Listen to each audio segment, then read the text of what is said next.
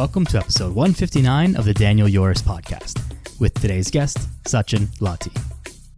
Let's go. Welcome back to the podcast, everybody. Joined here today by Sachin Latti. Sach, thanks for being here, man. I appreciate your time. You are one of these people that it feels like you've lived 10 lives already.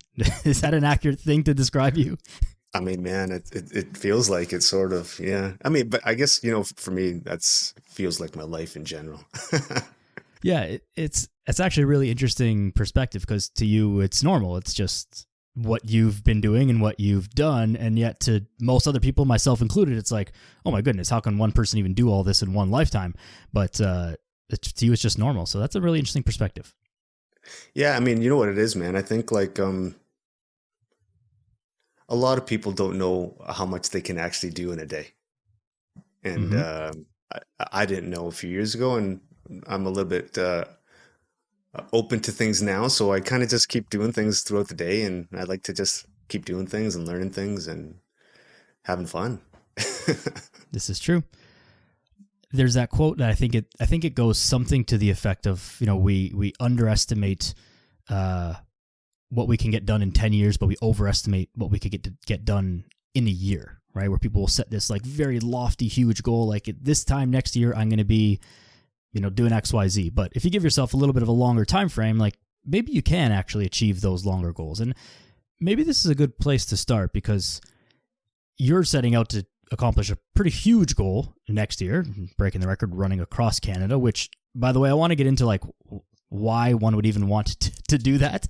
But like you didn't try and do that, like wake up one day and be like, oh, in 3 weeks, I'm going to run across Canada and break the record. So can you talk us through the process of setting that longer time frame and how you go about chunking out that gigantic goal into actually manageable pieces? Mm-hmm. That's a good question, man. So just to start, usually when I set goals, I try to set them in ways that force me to grow. Right? So generally speaking, when I set a goal, it's usually quite large. Having said that, I think like, about 4 or 5 years ago, I was going through my own personal issues, right? Like mental health issues and 18 years in law enforcement, going through a divorce, like a whole bunch of stuff was kind of going on. And for me at the time, I was just trying to find ways to manage my mental health. And I started running, right? And I wasn't a runner. I just started running really 4 years ago. And so for me to hold myself accountable and for me to push myself, I have to set crazy goals so that I can hold myself accountable. And essentially that's kind of what happened. I was just starting in that space of running where I didn't really know much about anything. I didn't have any frame of reference. I didn't understand what was a good time, what was, not. And so really that first year of me running was me learning and understanding myself in relation to running. And then it eventually got to a point where I saw some progress. I saw some sort of forward momentum. And then I heard a podcast with Cameron Haynes on it, ultra endurance athlete, runs 100 milers, 200 milers. And when I heard that, I didn't even know that was a thing. Like I was so new to that. I didn't even know that space existed. I didn't know that people actually did those things. So then I got curious. And as I got curious, I got excited because I was like, man, I want to do that. That's what I said to myself. And what I didn't know at the time was how much work it was needed to be able to do something like that, like run 100 miles or 100K or whatever it is. Now, through that process of learning about running and testing myself each week with certain things to see how much I could do, I got to a point where I was like, you know what? I heard this podcast with Cam Haynes. He said he was running a marathon a day in preparation to run a 200-mile race. I was like, man, it'd be cool to run a marathon a day. Like, how could you do that? Yeah. So then I set up a plan to run a half marathon a day in February of 2021. Because like a marathon was just so out of my wheelhouse. It was so unfathomable. I was just like, okay, maybe I can do half marathon, maybe. And at that time it was, I was running I got to a point where I was able to run about 10K a day. in and around there. And I was like, okay, let's try this out. And so what I did was I set a plan. Each week I would progressively increase my kilometers by 1 kilometer each week. So I started at 11, next week 12, 13, and so forth until I got to 21. And when I got to 21, that's where it all clicked. I was like, oh man, I never thought in a million years I could run a half marathon a day, work full time, be a father, and take care of a dog, and all these things, and still run, train jiu-jitsu and lift weights, and run a half marathon every single day. And I was like, man, if I could do that, I can run across Canada. I immediately thought of Terry Fox because I thought he had the Marathon of Hope, running a marathon a day. And I started reflecting. I go, look, man, I'm a bit older than he was, but I'm able-bodied and I'm a pretty good athlete. And I have the luxury and the benefit of 40 years of performance science to kind of lean on. Right. So I thought, man, I could do that. Let me see if I can do that. And that's what started the process of thinking about running across Canada. That's a wild leap of events. It's not somewhere that most people's minds would go. I mean, my mind certainly wouldn't go there. For me, and I don't know if you think that this is maybe something inherent in you, maybe because of your background with law enforcement and a, dare I say, more extreme side of life as opposed to regular civilian life, if we will. But I would see someone like Cam Hanes. I think Cam Hanes is phenomenal. I've listened to him on a bunch of stuff. He's very inspiring, all that stuff. But I hear him saying, I run a marathon a day, and I'm like, wow, that's awesome for you, man. Like, that's not like, I guess I could do it if I wanted to, but like, I just have no desire to even attempt that.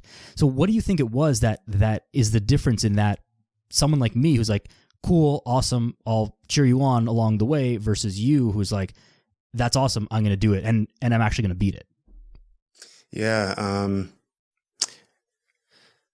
I think it comes with more of my upbringing and how I grew up and things of that nature, as opposed to career choice and law enforcement. I got a major imposter syndrome. Like, it's like next level. Like, I think I suck. Right. And I think I haven't even done anything already. Like, if you were to actually sit down with me and have a conversation, I'm like, yeah, okay. Leading up to when I ran 22 marathons in a row, I was like, okay, let me do this thing. And I did it. And after I had done it, I was like, oh yeah, 22 marathons isn't that big a deal. I just did it. So that's how I think. Okay. Right. And now that might have come from, being the younger of an older brother. It could have come from being bullied a ton growing up and wanting to prove myself. Like, so there may be elements of this all kind of mixed together. And then, coming from, my father was a high achiever, my brother a high achiever.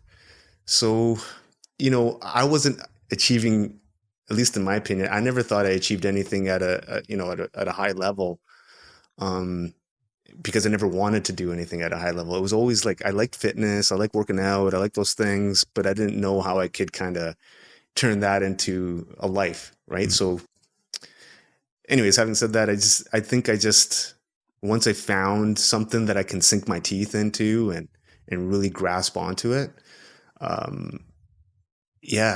kept driving forward. I mean, I think it comes down to like initially a sense of proving myself or wanting to show that I can do something. Right. I mean, I think that we all have imposter syndrome to some extent, but when we look at like things that you've done, accomplishing 22 marathons in 22 days, running across BC, like that is a feat that has anyone else even done that? I'm sure there's tons of people. Look, so the cool thing about doing what I'm doing now is I'm in the space of finding savages. Right. I'm in the place of trying to find people who are doing crazy shit. Yeah. And there's a lot of people out there that can do some cool things, like really cool things. Has someone run 22 marathons in a row? Yeah, there's probably a million people out there have done it. Have a lot of people run across the province of BC? Probably not. Right? Probably not. But are there a ton of people that could? 100%. Right. Sure. It's not that. Yeah, you hit these new levels when you level up. You like when you first started running, a half marathon was, oh, this is a big deal. And then you get to it. And I think this happens at all stages of life. Everything seems like this insurmountable task or accomplishment. And then you get there and you're like, oh, hold on.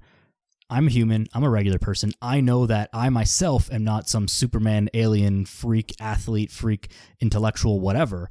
And so if I did it, then this must not be that big of a deal. And then you hit that next level, like, oh, well, I hit a half marathon, I can do a marathon. Oh, I can do a marathon, I can do a 100-miler. I can do the 100-miler, I can break the record, right? And it just keeps leveling up, and there's always going to be someone that's out there chasing your tail or better than you or something. But this is that constant pursuit of performance or self-improvement or something. But there's something deeper in you that is continuing to push that. And I mean, I think that you would agree with this, that we don't all need to, that's not the avenue for every single person, right? I think it's quite clear that everyone is not going to go out there and run across Canada and run 100-mile races and do all these things, but it's probably fair that we can all pursue something greater than what we think we are capable of. 100% agree. Look, all I'm doing is just trying to be the best version of myself, right? I'm not competing with anyone. When I first started this journey, that's how I thought, though. Oh, I need to beat this guy, or I need to do this, or I need to do that, or what's this guy doing? And what I really started thinking and learning and understanding was, man, that's all a futile attempt, man, because I just started running. How can I compete with someone who's been doing it for 10 years? Mm-hmm. I just can't. But what I can control is my effort and how long I want to put that effort in to achieve a goal. And that's essentially it, man. I want to see what I'm capable of, not anyone else. And for me, because I've done, if I objectively take a step back and look at what I've done over the last 2 or 3 years, it's notable, right? For someone who hadn't ran since high school and now at the age of 46 is doing these things, that goes to show that anything is possible given enough time, effort, and how much time you want to put into something. Mm-hmm. And for me, it's just that, man. I want to be the baddest person I can be. Right. That's it. Yeah. At the end of the day, these kind of things, it's really just a competition of you versus you. And everyone's trying to find new challenges and something that no one's done before. Like you said, the 22 marathons in 22 days, in the grand scheme of these savage runners out there, is not that crazy, but maybe no one's done it across BC. Maybe no one's done it in the middle of winter. Maybe no one's run, some other terrain in Canada or in the US or some other place in the world that just hasn't been done before, right? I saw there was one guy, he was trying to, I'm going to badly butcher this, but he was trying to walk across China or some area of China, and it was some very treacherous terrain and very, dangerous. And I'm butchering the story badly, but I believe it was that. But anyways, the what it sounds like on paper is like, okay, he's traveling across X number of kilometers over X number of days. And that in and of itself is like, sure, I guess if you committed to that, you could do it.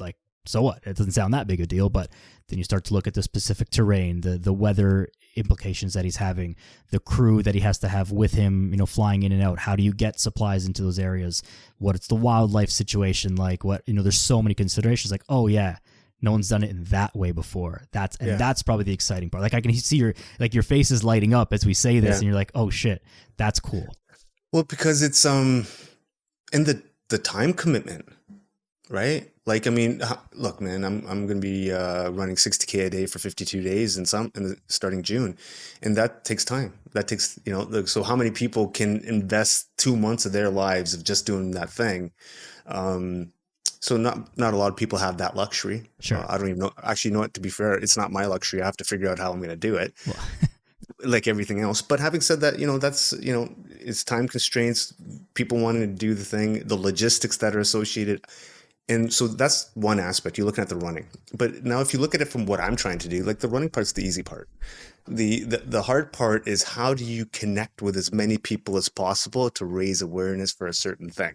Right. That's the challenging part. And how do you do all those things and create awareness and a larger footprint for what you're trying to do? Those are the challenges that I'm trying to figure out. And they're awesome challenges because I'm learning so much. Like now I've hired a PR firm. So now we've got a PR firm to help over the next little while to help expand the footprint. So these are all things that I never thought about before, and all started because I wanted to just start running. And now I'm learning a shit ton of things that I never thought in a million years I could do or think of. And now I'm in a space where, oh yeah, I'm leaving my job of 18 years in law enforcement to do this full time. And, will I make tons of money? Probably not, but I'll be happy doing exactly what I want to do and my bills will be paid for. So, for me, I was looking for how to do that too. How do I test myself? How do I live a life I want to live? How do I get to experience life and engage with a bunch of people? All of those things. And that's been the journey I've been on over the last 3 years, man. It's a lot simpler to, push yourself and get up and do the runs and do all the things you need to do, rather than, trying to inspire millions of people, get the message out there, raise money, raise awareness, raise all of these things. Like when we're going to talk about impacting other people, it's a way easier to impact yourself than it is to impact others. And, any coach of any kind will know that. So that's very impressive. I want to talk a little bit about some of the mental health aspects that started all this, because I know that is the basis of what you're trying to raise awareness for. Now, is there anything that you can think of or recall that, like, why was it running? Was it just that podcast with Cam Hanes? Was that the thing that, why not weightlifting? I know you've been into fitness and whatever, but why wasn't it a bodybuilding show or a powerlifting meet or a CrossFit or, I don't know, some other physical feat? Like, why running? A couple of reasons.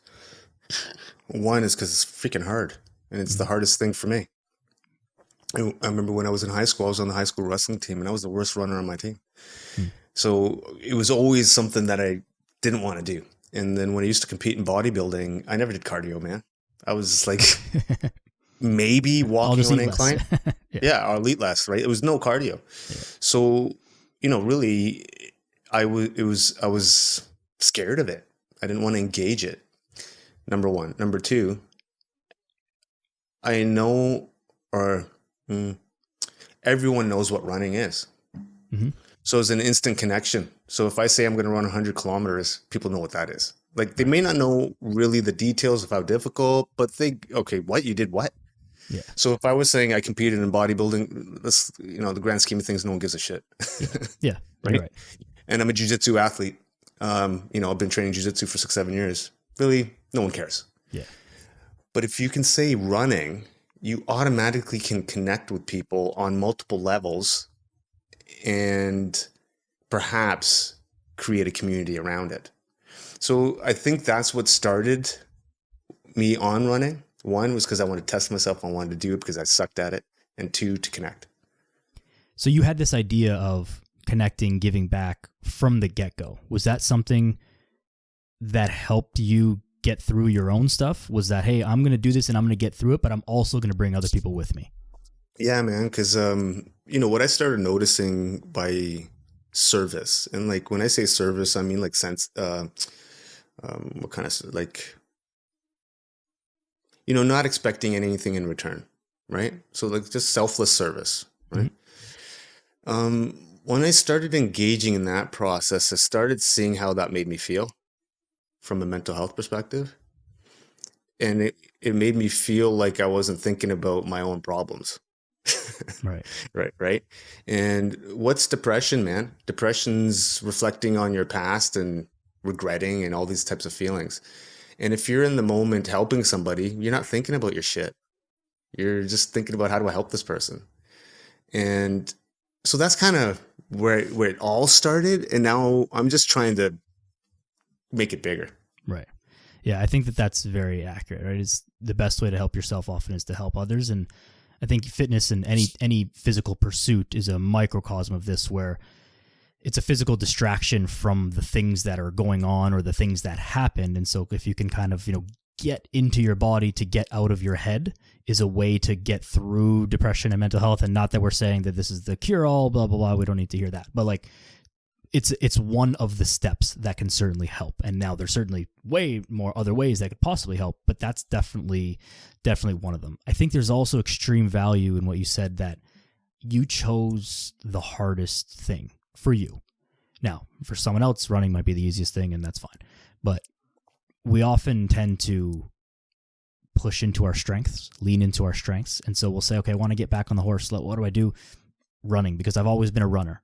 And for someone, that might be great, but maybe we need a little bit more challenge. And that thing that is just outside of your comfort zone, that scares you just a little bit, but it's doable enough that you can at least get started. And you don't have to be the best runner, but you you are able to get going and then grow from there. But that's a really hard decision to make. Yeah, it is, man. And I've done it a bunch of times, you know. I think, look, I could have very easily went back into bodybuilding and I probably would have done all right. I have a decent physique and my frame is pretty decent and I can get pretty shredded and, you know, doing classic physique or whatever. Like I know I could have probably been okay, Right. but I wouldn't have learned anything. I would have been just True. like doing the same thing over and over and over and over again. And I was kind of bored and sick of it, to be honest. Right. I've been there, I've done that 10 years. Right. I'm 46 now. Right. So, you know, it wasn't like I was going to get anything out of it. So when I was 39, I started jiu-jitsu for the very first time. And that got me excited and I was learning something new. Right. And I spent a lot of time in that space and I developed and, you know, I created new neural pathways in my brain. And I became more strategic, not just on the mats, but just in life in general. And so I saw how that helped me. I saw how bodybuilding helped me because I learned a ton of stuff when I was competing and when I was training and all that kind of stuff. So when it came to running, I wasn't thinking, oh, I want to learn something at that time because I was in a bad spot mentally. I was just thinking, man, I got to do something. Mm-hmm. Right. And at the time we were dealing with the pandemic, so I didn't have that many options. And I really hated it. So I was like, okay, let's do this. Now I have an opportunity for the first time in my life to actually spend some energy in a spot where I never really wanted to. Let's give it a go.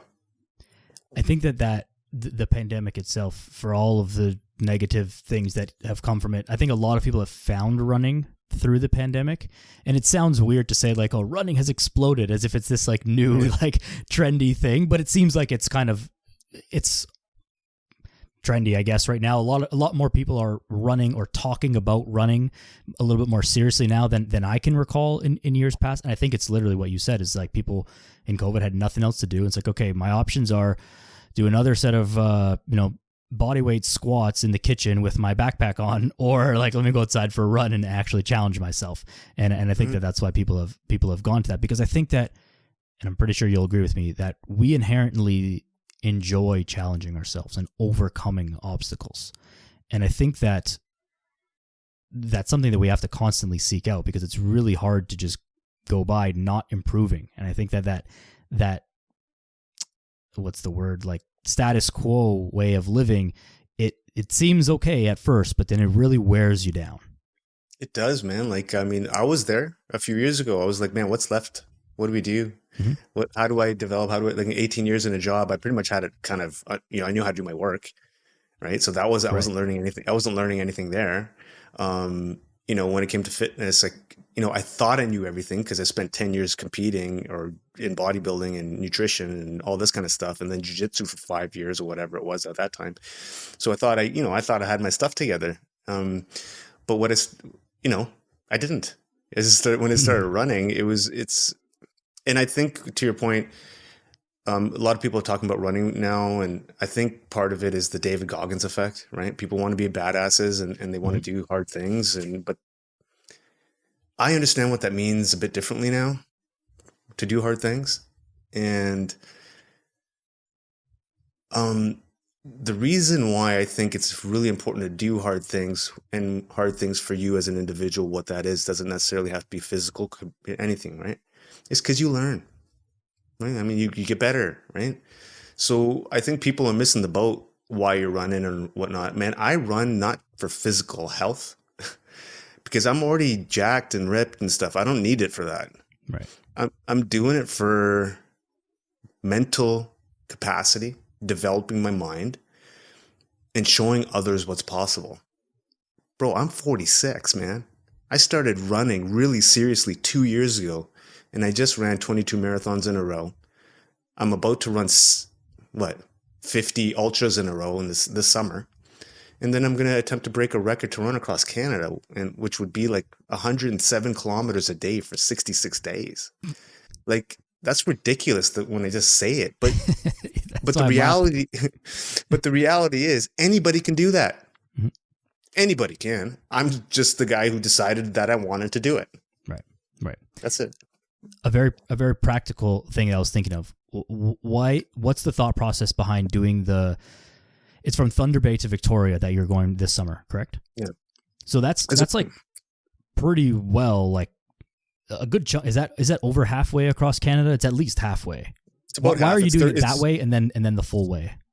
It's 3,100 kilometers. So we're still tentatively trying to figure that out. But the reason, okay. So last year when I did the 22 marathons was a training block, man. That's what it was. Right. It wasn't that makes sense. Yeah. Yeah. It was a training block to get to that next level. And so I was talking to my running coach, and we're talking about how do we get to that next level? We got 2 years. We got to break this record. What are we doing to get there? So training block, that's what that was. And I thought, okay, you know what? Since I'm going to be doing all this, why not raise money and awareness? So I just thought at the same time raise awareness. Otherwise, I could have just ran them around my neighborhood and just ran around. Right. This year, that would get quite boring, though. How many laps around your own neighborhood would that be? Well, I mean, I could. It depends on how many you want to do, but so just to answer that question, I'm still trying to figure out what to do logistically for this year. I am going to run 60K a day for 52 days. I'm just deciding if I'm going to do it from Victoria to Thunder Bay, or if we're going to do a month within BC and then start heading over. Like logistically, I'm just trying to figure that out for cost purposes, right? Like it all costs money, right? But to answer your question, it's a training block. Again, this will be another training block to get me prepared to understand what issues that might come up, how to properly fuel my body for these kind of type of runs, create training so much harder that when I do the event next year, it won't be as challenging for me mentally. So I'm trying to create opportunities or trying to create training blocks that are so hard that when I run across Canada, it's like, oh, cool, I've been here. It's all good. That's essentially what I'm doing. Right. What were some unexpected things that you learned from running the 22 marathons across BC?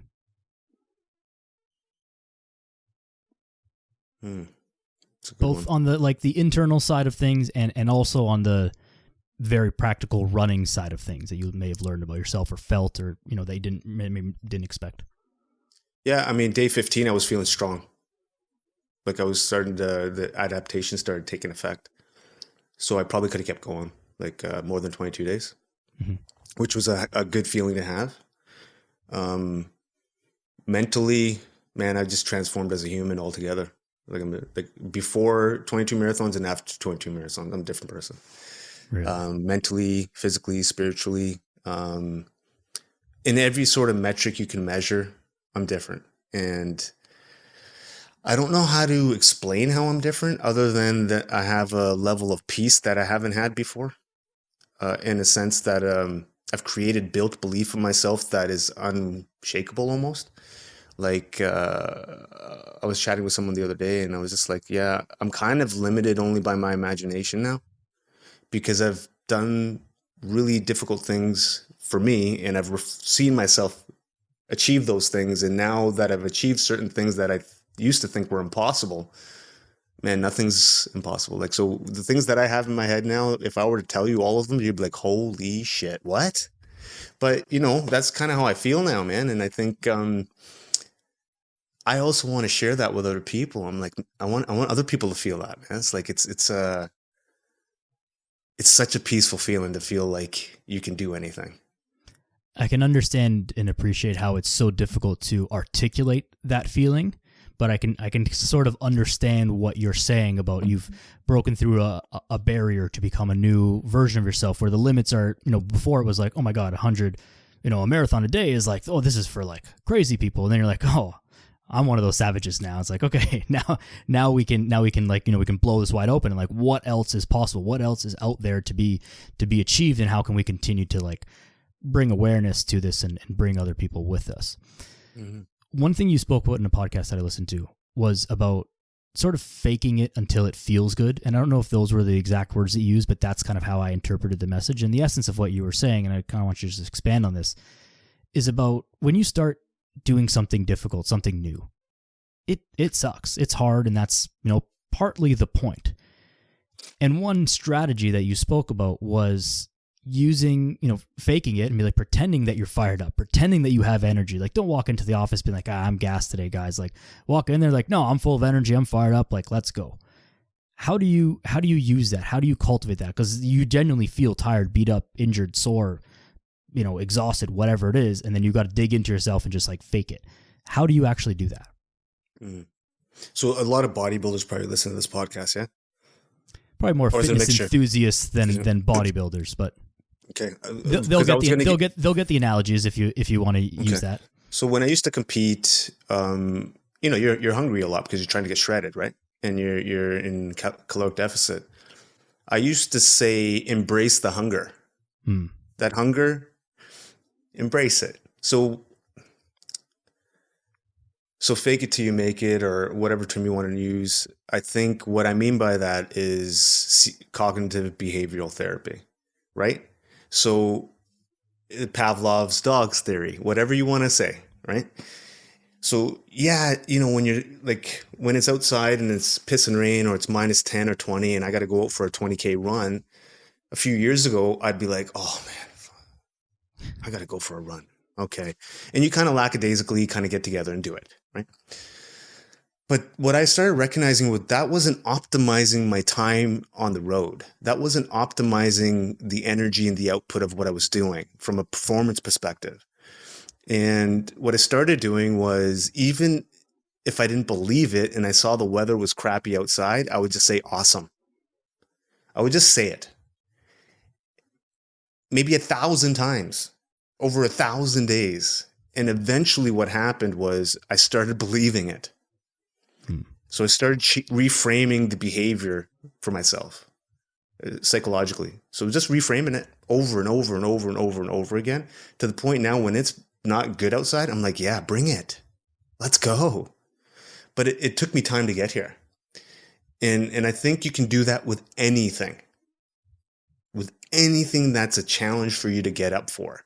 You just got to figure out how you do it. Like, I understand me as a person. I understand how I need to do things. Now, how I do things might be different for everyone else. I don't know. But as an individual, you have to understand who you are.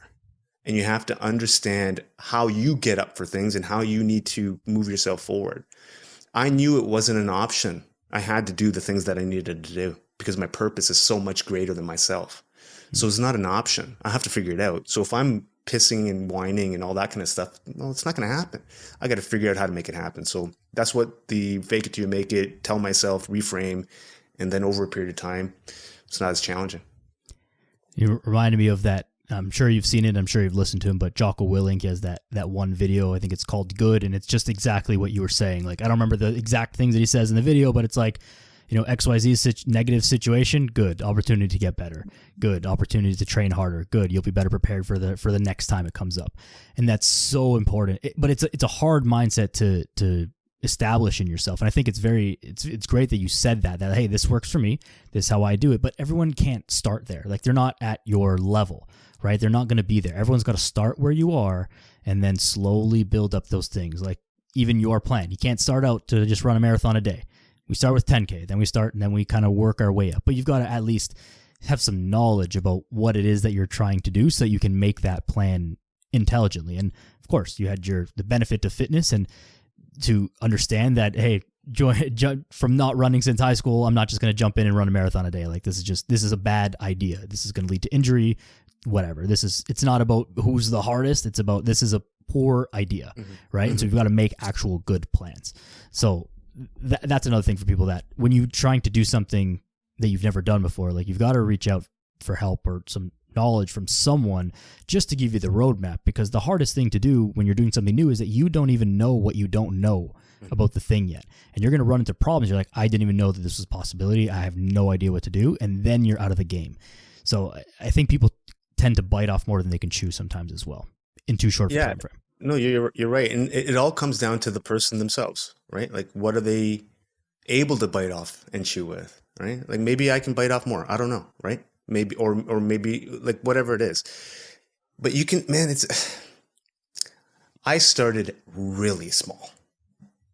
And it didn't even start with running. It started with making my bed, man.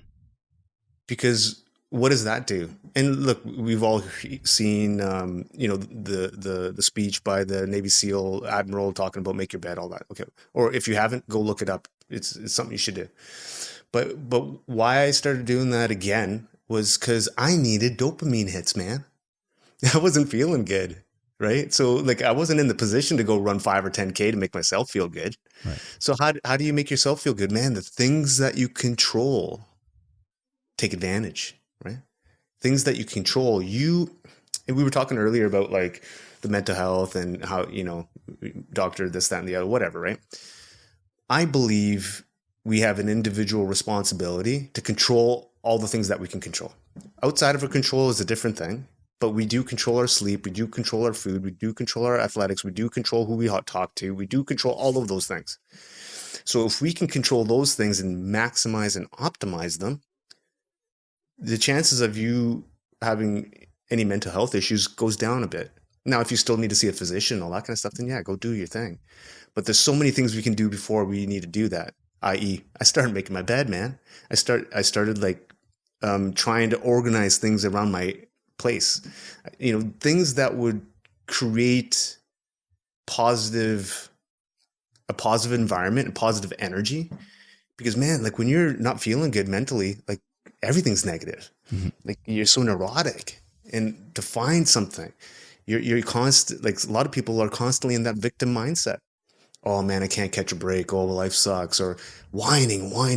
And you do that over and over and over again. It's contagious. Just like if you're around people who are super positive, that shit's contagious too. So, I know it's hard for some people to think that way, but for me, what really helped was removing everyone from my life that weren't bringing positive energy or positive sort of elements. And as soon as I started having certain types of people around me, it became a little bit easier for me to engage in that positive mindset. So it's not a short road. At least for me, it's been a long road. It's been an intentional road that I've had to think about and be like, okay, I want to do this. Like if you're thinking about how I'm going to get outside and run and scrappy out and you're not thinking about it and you just go, well, yeah, it's going to be 10 years of running outside and not being happy about it. But if you have intention behind it, how do I figure out how to enjoy this? And then figure it out. You're 1,000,000% speaking my language here. Like this is all very stoic philosophy-esque, where it's like, hey, there are things outside of our control, but we can't control them. So it's almost like let that go and control the things that you can. It's crappy weather outside. There's traffic. There's this, there's that. Yeah, we get frustrated about it, and I don't think any of us are totally immune to it. Like, I definitely get pissed off at traffic and annoying things that happen. Fine. But I realize that, like, hey, I can't actually control that. So what are the things that I can do in my life? And I'm very much, this is my fitness philosophy as well. It's like, what can we control? Let's do that. And then also, let's start at the smallest thing. You say you want to get, like, lean and jacked and whatever.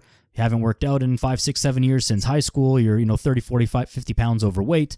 Well, we're not going to the gym 6 days a week and doing like a super strict diet. Like that's not the place where we need to start. Like the make your bed analogy for fitness is like, well, let's get up and go for a walk.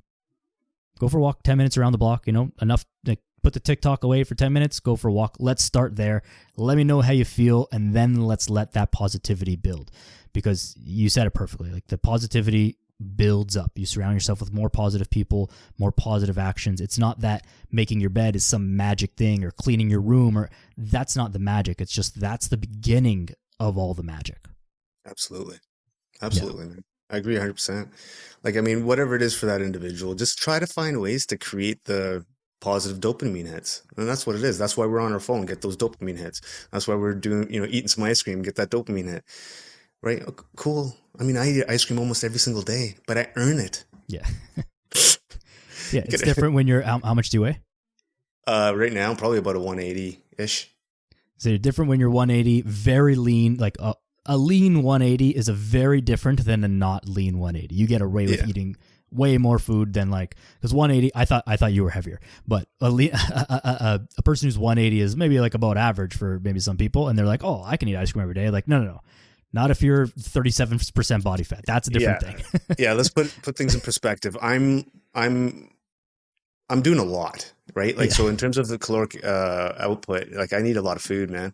And I'm on like a lower mileage output right now because I'm training to increase my speed. So my training blocks right now are about 70, 80 kilometers a week, but focused on increasing my 5K speed. Mm-hmm. So, once another 2 weeks, I'm done this block, and then we're going to be shifting over into, okay, now we're ramping up 100, 150, 200 kilometers a week.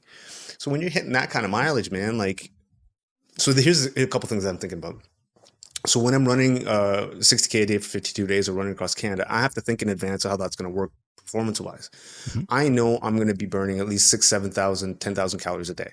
So in order to do that over an extended period of time, I have to be able to eat constantly through those 2 months. Yes. Now, I'm not going to risk constantly eating at that time. I need to train my body now, months in advance, so that my gut can take on that food. Right. So, it's not just, I'm hungry, I got to eat something. No, it's everything's, how do I do this? How do I prepare my body? How do I eat the things that I want to eat and not have it harm me or cause extra inflammation? These are all things that I'm kind of testing out. So that's part of the reason why I'm also eating ice cream now, because I like ice cream and I know I can get a lot of calories out of it if I need to. I'm eating chips every now and then, but when I was running across the province, man, I was burning for a marathon a day, like 6,000, 7,000 calories. So we'll obviously be way more than that this year and then double that next year. But I was eating bags of chips, ice cream, cookies, Monster cookies. Like I was doing the whole 9 yards, man, because I couldn't, like I lost 15 pounds over those 22 days too. So wow. I was eating as much as I could and I lost 15 pounds. Yeah. So, I mean, you can't, like, you just can't. At that level of output, like you have to just find ways to get calories in. And even if it's quote unquote unhealthy foods, and the value of them is that they're like the bad part about them for 99.9% of people is that they're so calorically dense. But in your case, that's exactly why you need it. Like a can of pop is perfect because like bunch of calories, bunch of sugar, hits you fast, and not going to fill you up, right? Maybe the carbonation might be a thing, whatever, so you got to deal with that. But like juices and those things where it's like the opposite of all the advice that we tell to clients, like don't drink your calories, stay away from the ice cream and the chips, and because it's not going to make you feel full, but it's a lot of calories. Like it's complete opposite for you. Like you've got to find ways to fill yourself up. But again, something I didn't even consider is that you've got to train your gut to be able to handle all that food, because it's a lot of food. Like that would cause some serious problems if you just went from normal eating to all of a sudden intaking 7, 8, 10,000 calories a day every single day. Yeah. So, I mean, yeah, man. So these are things I wouldn't have thought about had I not ran 22 marathons. Right. So when you push yourself in these sort of spaces, you have to start thinking outside of the box on how to perform better on them, right? And I'm just a beginner at this, man. You can get so nuanced and so granular on all of this that it's like you can get a degree in it.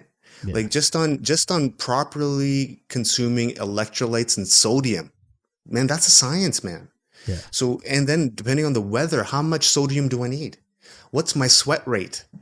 And what's my sweat rate when I'm running this mount? Like, this is all shit that I'm like you got to test it out. So like last year when I was in my training block, every day I would weigh myself before the run and then after the run, see how much sweat I sweat, and then do a calculation to see how much sodium I required.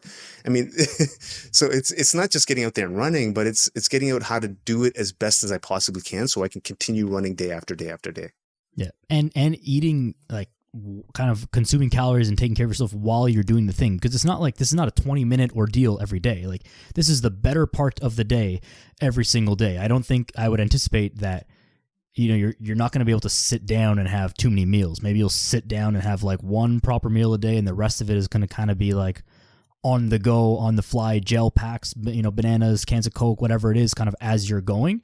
But there's not gonna be too many meals where you're gonna sit down and be like, all right, fork and knife, sit at a nice table, dig into a steak. Like that's probably not really gonna happen all that often. No, I was doing liquid nutrition for the marathons for the most part. Like I was consuming in around 300 calories every hour, with about 400 or 500 milligrams of sodium, and then all my electrolytes in that. And then after my run, so let's say if I was running for 6-7 hours, let's just say. So in those 6-7 hours, I'm having about 1,500 calories. Okay, bro, I need another 5,000-6,000 after that. Yeah. You know what I mean? So, I got to be constantly eating and then I have to sleep at appropriate time. So how can I sleep when I'm full? I got to make sure that I get to bed at a certain time, because what's just as important is my recovery. Mm-hmm. I got to sleep, man. I need at least 8 hours if I'm going to be running that much. And for sure, at least 8 hours. So that also incorporates. So let's say if I'm running for 8 and then I'm sleeping for 8, that gives me an 8-hour period of, just to play with. So, maybe I can get a little bit more sleep and maybe I can run a bit faster. Like these are all things I'm kind of playing with right now to see what's best. So I'll probably dial that in a bit more in another month or so. I'm just really focused on the fundraising gala we got going on the 30th, which we can talk about as well. But yeah, no. So yeah, I can go on for hours just talking about the food, nutrition, how to keep moving, how to make it work. Yeah. Talk about the fundraising gala. This episode will be out before that comes out, just slightly, but talk about it. That's coming up. Yeah. So on the 30th of March, we're hosting a Night to Inspire. It's a TED Talk style evening with 9 guest speakers, all with subject matter expertise as it relates to mental health and their spaces that they've worked in. So it's not going to be all like negative. It's supposed to be a night to inspire. So we're going to have music. We're going to have catered dinner. It's going to be at Sandman Hotel. We're already probably about just over halfway sold on tickets. So why we're doing this is to raise awareness and funds for the Honor House Society, as a charity that I support. Supports all veterans, first responders, and emergency personnel with occupational stress injuries.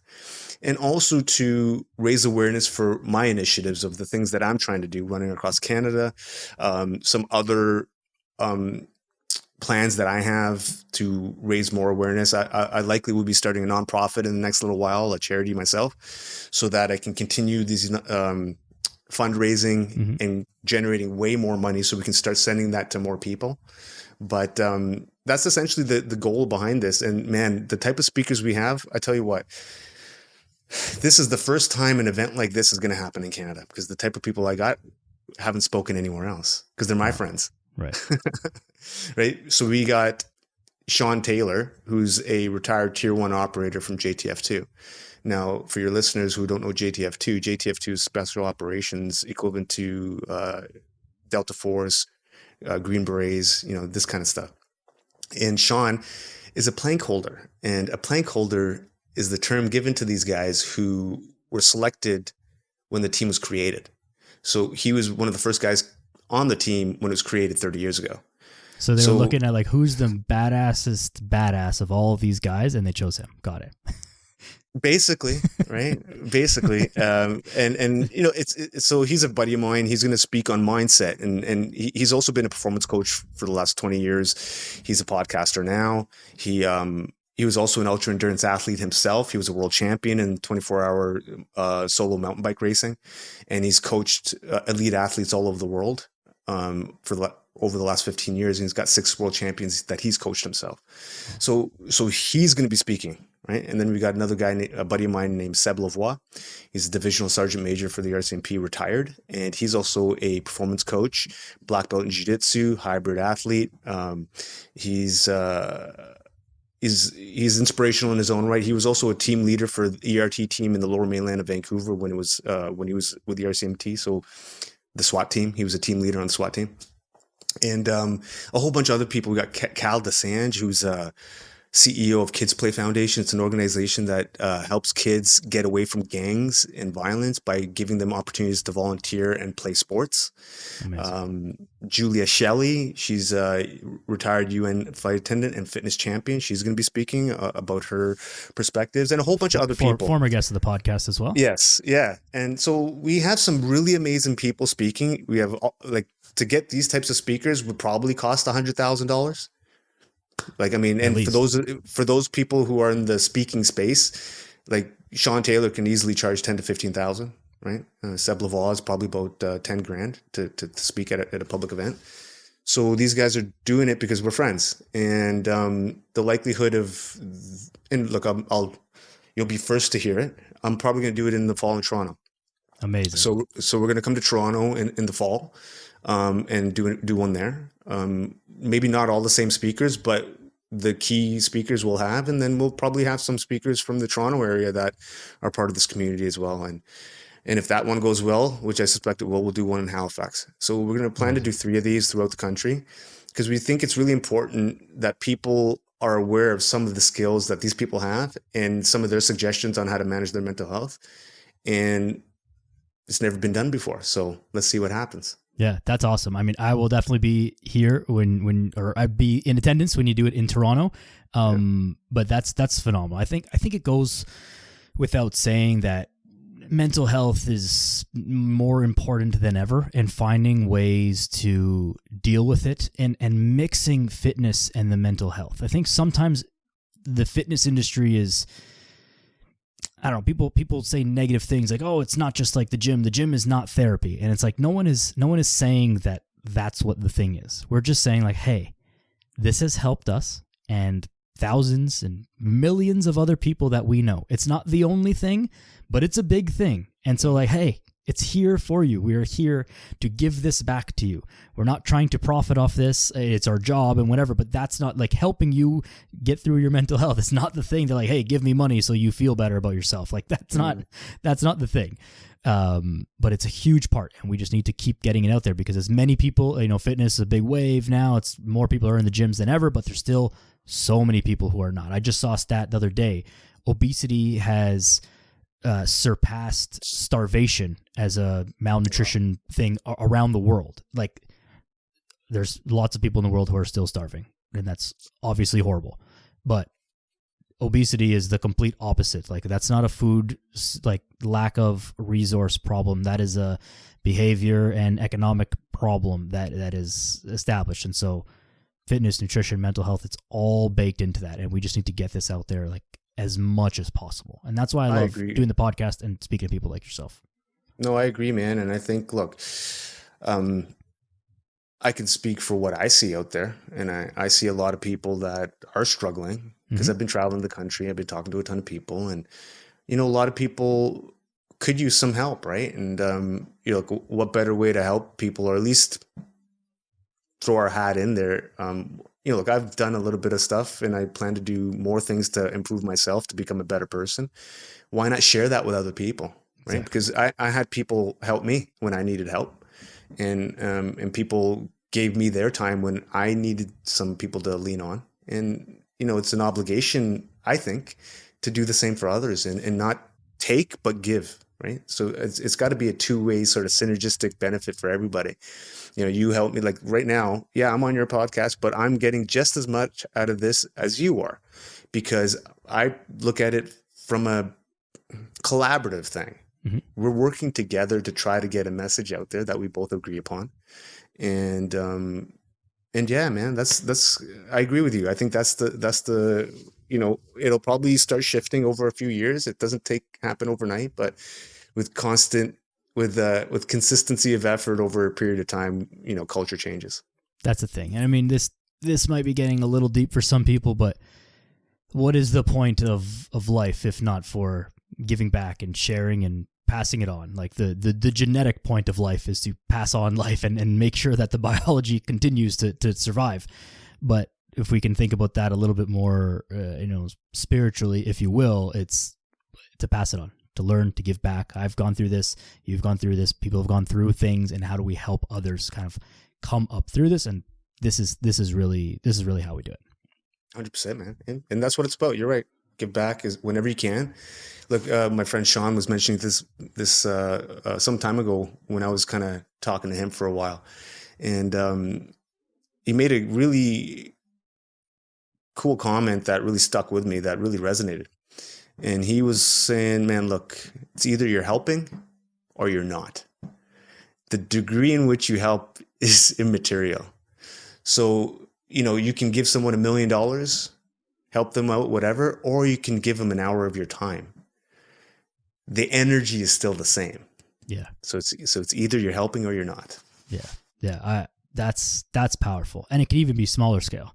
Like people will tell stories. I saw a story today, and it was a nutrition coach, whatever. And he said that he was out at lunch or something with his family. And I don't remember the exact phrase, but he said something to his daughter, something about patience. And his daughter is very young, under 10 years old, said something about patience. A guy who was sitting at a table next to him overheard the conversation and for whatever reason clicked in his head. And a year later, they bumped into each other again. And the guy said, hey, man, you go to such and such restaurant.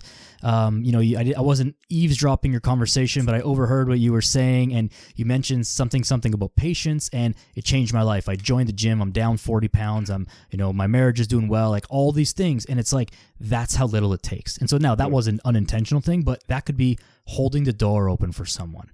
Like, you go buy a coffee, you ask the person instead of like, medium double, thanks, see you later. It's how's it going? Hello, how are you today? A simple thing like that. Man, you a simple can hello, change, a simple smile, simple something. This is how we change people's lives. Absolutely, but you can change the direction of someone's life within seconds. Yep. It happened to me, man. It happened to me, man. I was sitting down with Sean Taylor 3 years ago, had a coffee with this guy, met him for the first time. And after a 3-hour conversation, first time we were meeting, look where I am now. Yeah. Right? I mean, you can change someone's life and the trajectory just with a conversation. I 100% believe it. I think the take-home message from this aspect for people is you just need to start where you are, and you take conversations like this and from other people and from wherever inspiration you can, and you get inspired by these amazing things that people like yourself, Sach, are doing. But don't get intimidated by that. You don't need to go and run across Canada, because no one starts there. That's 0 people's starting point. The starting point is make your bed, is go for a walk, is eat a vegetable, is drink another glass of water. Like, that is the starting point. And then you just let it build from there. And that's the practical way. I think people are always looking for, well, how do I do it? And I noticed myself earlier on kind of asking you, like, how? What is the step? What did you do? And it's like, but there's not a thing. There's no rule book. You can't just, go buy this item at Walmart and then you're going to be good. Like, it doesn't work like that. It's just a small series of steps that builds on itself over time, and then you'll get wherever you want to go and beyond that. Yeah, whatever you're meant to do, man. Like, it's that consistency of effort over a period of time. You mentioned 10 years before. Yeah, I put 10-year plans on things. I don't put a 1-year plan.